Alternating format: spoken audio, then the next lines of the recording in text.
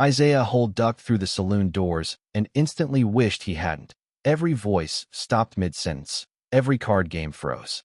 Every eye locked on him like he'd just stepped into the wrong end of a rifle barrel.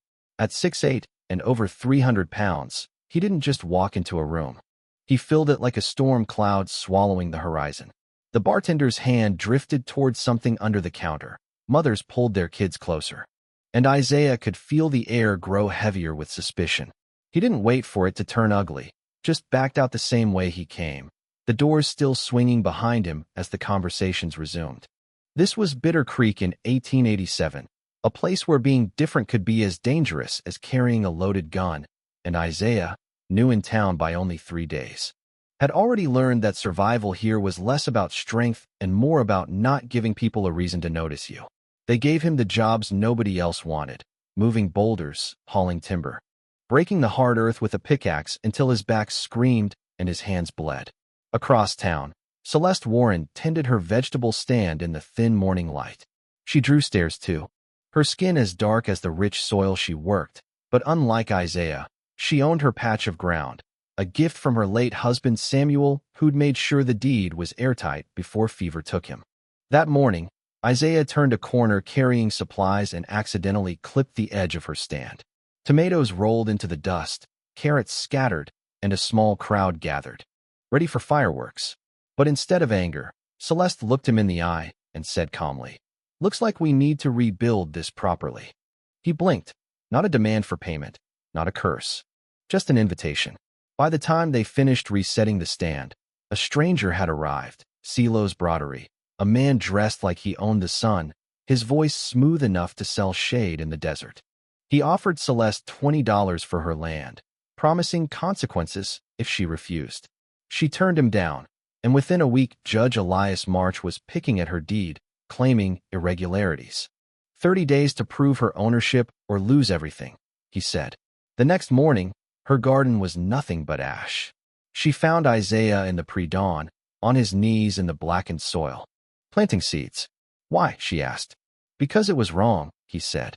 That was when she saw what the others missed: intelligence, patience, and a purpose that went deeper than muscle. She brought out her deed, and together they found a clause about water and mineral rights.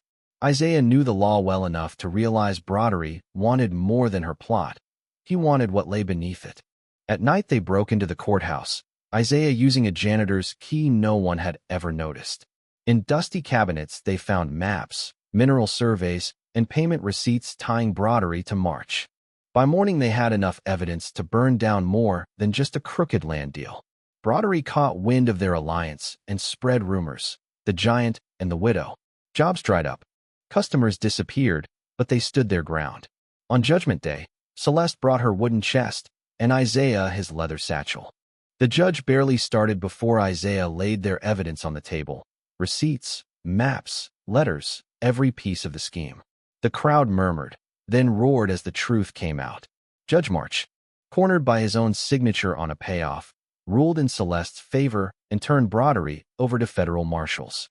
The arrest unraveled a web of corruption across 3 counties. Isaiah became the town's legal clerk, using the same hands once deemed too dangerous to protect people's rights. Celeste expanded her garden into a community space. Slowly, the town that had treated them like outsiders began to change.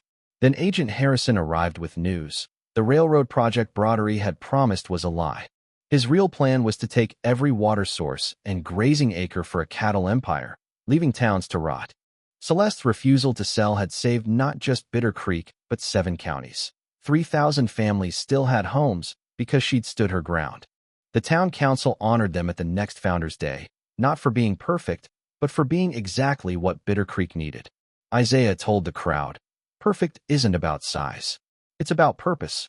And the cheers that followed weren't for a giant or a widow. They were for 2 people who had refused to be erased. Months later, the cycle continued: Isaiah teaching young Carlos Santos about property law, Celeste showing children how to plant vegetables, neighbors once hostile now guarding each other's rights. In the garden one quiet afternoon, Celeste asked, "Do you ever think about what would have happened if we hadn't met?" Isaiah smiled. "We would have found each other anyway. Good people usually do." Around them, The garden thrived, rose straight and strong, the soil rich, the air easy. Just like the town itself, once someone had bothered to tend it. And maybe that's the real story, how one act of standing your ground can change the ground everyone stands on. So what about you? In a fight between fear and what's right, which side would you stand on? Isaiah thought the garden would be the quietest place in Bitter Creek that afternoon, but the sound of hooves breaking into a gallop told him otherwise. Dust curled above the main street, and a rider in a tan duster was leaning low in the saddle, his hat pulled down against the wind. He didn't slow until he was right in front of Celeste's house. Reins jerking hard, the horse stomping the ground like it wanted to speak for its rider. It was Agent Harrison, and the look on his face made Isaiah's stomach tighten. The last time Harrison had worn that expression, a man named Broderie ended up in shackles. "We've got a problem," Harrison said, barely swinging out of the saddle before shoving a leather-bound ledger into Isaiah's hands. "We found this in a storage crate from Broderie's ranch, and you need to see page 42. The pages crackled under Isaiah's fingers until he found it. A list of names, not of people, but towns, and beside each one, strange markings. Celeste stepped closer, scanning the page until she recognized one of the symbols. "That's the surveyor's code for condemned land," she said quietly. "Land marked for seizure." Harrison nodded grimly. "Except here's the thing, some of those towns are still standing. And the dates? They're all in the future. This wasn't just Broderie's plan. It's someone else's, still active." For a moment, the three of them just stood there, the sounds of the street drifting faintly in, a hammer ringing on the far side of town.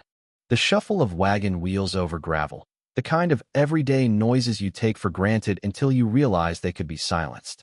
Isaiah shut the ledger. "Who?" Harrison's jaw worked before he answered. "We think it's coming from the capital.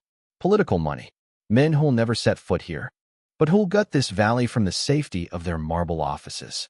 Broderie was just the front man. The real players are still out there." Celeste crossed her arms, her eyes narrowing the way they did when she weighed truth against fear. "Then we can't just protect Bitter Creek. We'd have to warn everyone." Harrison glanced around like the walls had ears. "You'd also have to stay alive doing it. And you've made enemies." They decided that night. No speeches, no fanfare, just the three of them under the low flicker of oil lamps, plotting a route that would take Isaiah and Celeste through the towns on that list. They'd carry copies of the ledger pages, show them to the right people, stir questions in the places the capital thought were too small to matter.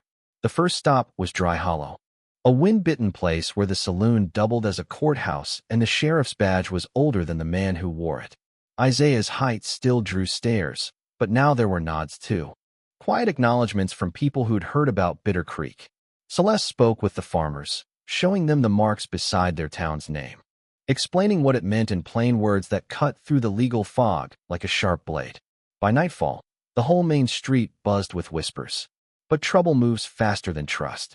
By the time they reached the third town, someone else had started talking, twisting their story into something darker. That the giant and the widow were saboteurs, stirring panic so they could buy land cheap themselves. Doors began closing. Men lingered on porches with rifles in their laps.